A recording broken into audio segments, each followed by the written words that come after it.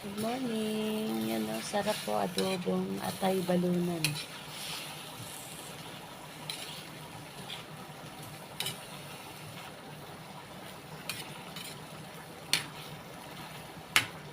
Our ulam for today.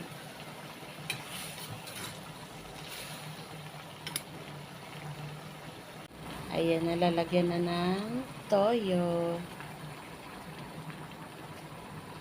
Ang adobo na atay balunan.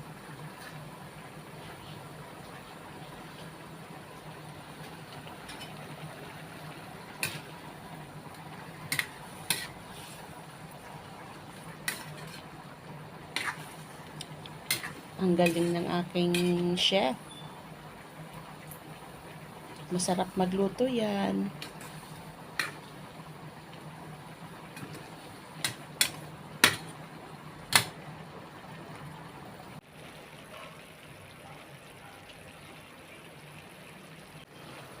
Ayan na, lalagyan na namin ng kalamansi. Instead of suka, ginagamit ng asawa ko sa adobo. Adobong atay balunan ay kalamansi para matanggal na rin yung lansa niya.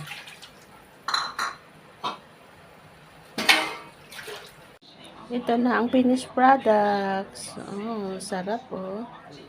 Salamat sa support. Salamat sa panood.